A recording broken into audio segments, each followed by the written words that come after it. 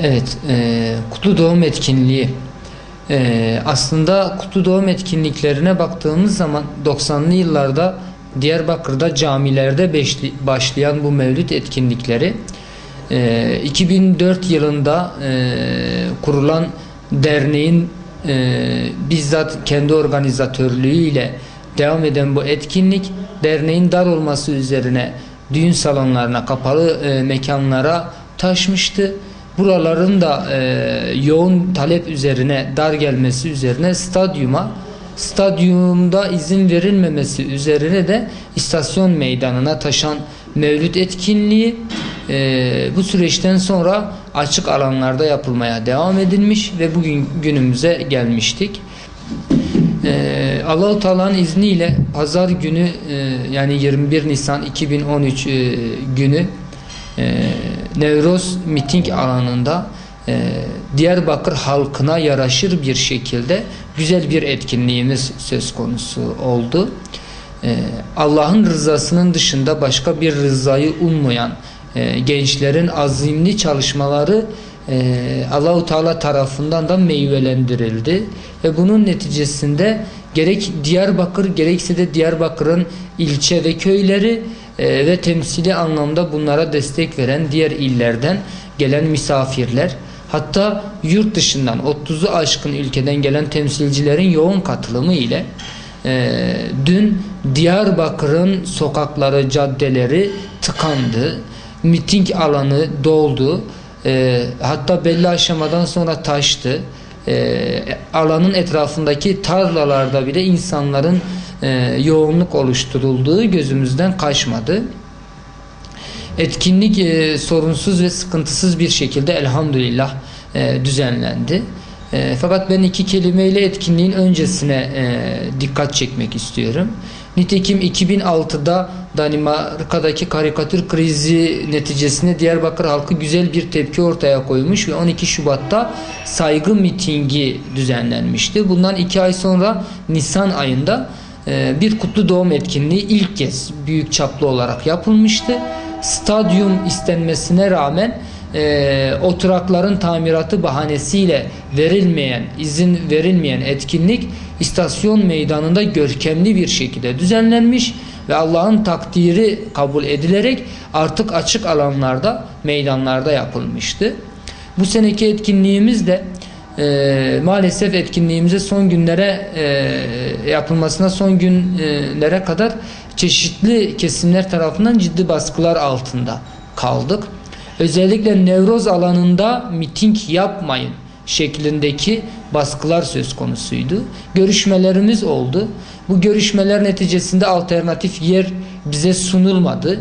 Biz de Muhammed'i sevda susturulamaz, salavat çekmeye, Allah'ın birliğini toplu bir şekilde Müslüman halkımızla beraber yapacağız diyerek bu baskılara boyun eğmedik ve etkinliğimizde son 3 gün kala alternatif yer gösterilmediği için daha önceden prosedürleri yerine getirilmiş olan yerde etkinliğimizi yaptık.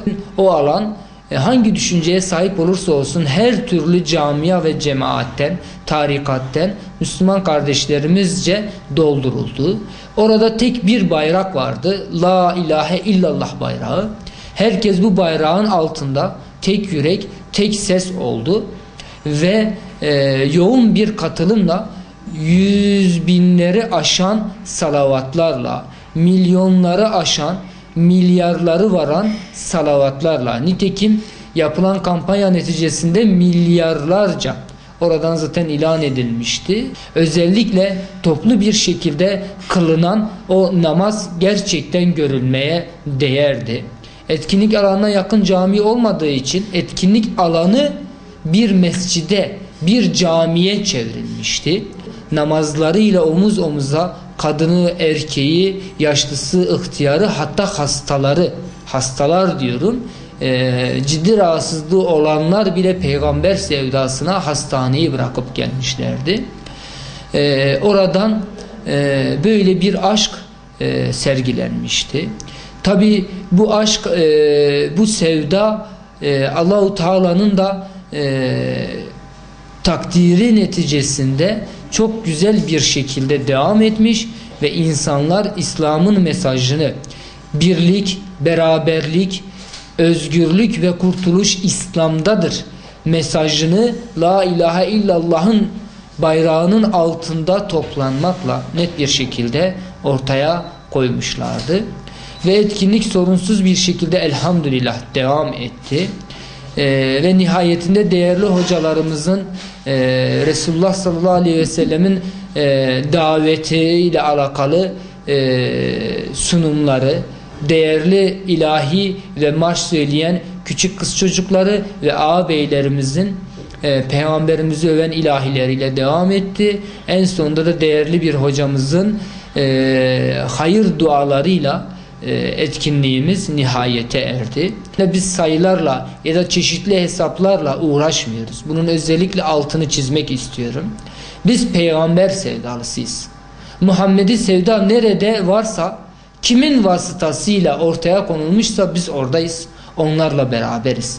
Aynı şekilde buradaki sivil toplum kuruluşlarının yapmış olduğu bu etkinlikte de peygamber sevdalısı olan herkes Muhammed'i aşka koşmuşlardı ve bunun neticesinde güzel bir sahne ortaya çıkmıştı. Bizim isteğimiz bu. İslam'ın referans alınması, İslam'ın rehber alınması, Muhammed sallallahu aleyhi ve sellemin rehber olarak kabul edilmesi ve bu şekilde onun ortaya koymuş olduğu yaşantı tarzının yaşam biçimi olarak alınması ve bu şekilde insanların yaşamlarına şekil vermeleri.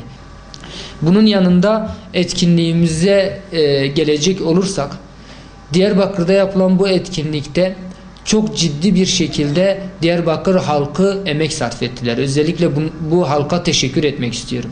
Özellikle bu etkinliğe gelen kadınlara, erkeklere, yaşlılara, çocuklara bu desteklerinden dolayı platform adına Allah kendilerinden razı olsun diyorum. Bunun yanında esnaf kardeşlerimizden ve zengin kardeşlerimizden bu etkinlikte gerek su, gerek meyve suyu, gerek lokum, şeker vesaire şeklinde gerekse de yemek dağıtımı yaparak o misafirlerimizi ağırlayan ve katkı sunan kardeşlerimize, peygamber sevdasını işleyen CD'leri dağıtımına katkı sağlayan, maddi destek sağlayan, ücretsiz bir şekilde dağıtılmasına katkı sağlayan tüm kardeşlerimize teşekkür etmek istiyorum. Araçlarını seferber eden araç sahiplerine, kardeşlerimizin alana yürüyerek değil araçla gelmesine en ufak bir katkısı olan herkese özellikle teşekkür etmek istiyorum. Afişlerimizi dükkanlarına ve evlerine artı arabalarına asarak Muhammed'i sevdanın tebliğini yapan tüm Müslüman kardeşlerimize teşekkür etmek istiyorum. Özellikle bu etkinlikte ev ev gezip etkinliğin en başından en sonuna kadar gecesini gündüzüne katarak çalışan omuz omuza beraber olduğumuz o genç kardeşlerime, katkısı olan diğer bayan kardeşlerime hasreten teşekkür etmek istiyorum. Allahu Teala hayırlarını kabul eylesin.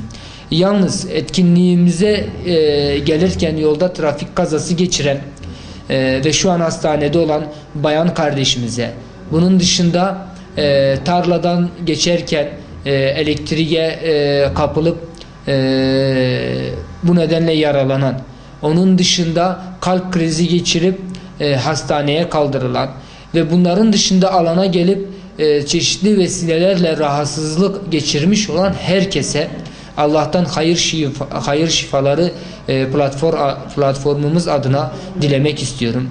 Dualarımız ve desteğimiz onların yanındadır. Allahu Teala'nın en kısa sürede hayırlı şifaları kendilerine vermesini niyaz etmekteyiz. Artık bu Muhammed'i sevdadır. Peygamber aşkıyla gelmişlerdi. Biz isterdik ki hiç kimsede hiçbir şey olmasın. Fakat bu kardeşlerimiz böyle rahatsızlık geçirdiler. Bunu Allah'tan kabul ediyoruz. Allahu Teala'nın da onlara bu geçirdikleri rahatsızlıkları günahlarına kefaret kılmasını diliyoruz. Ayrıca alandaki rahatsızlıklara müdahale etmek için hastanesini tüm personeliyle seferber eden Sultan Hastanesi, ilçelerde çalışan bazı doktorlar, diğer hastane ve polikliniklerde çalışan doktor ve sağlık personelleri, hatta İstanbul'da doktorluk yapan ve alana gelip sağlık hizmeti yapan doktorlara kadar orada insanların rahat etmesi için emek sarf eden herkese de sizin vasıtanızda teşekkür etmek istiyorum. Allahu Teala hayırlarını kabul eylesin inşallah.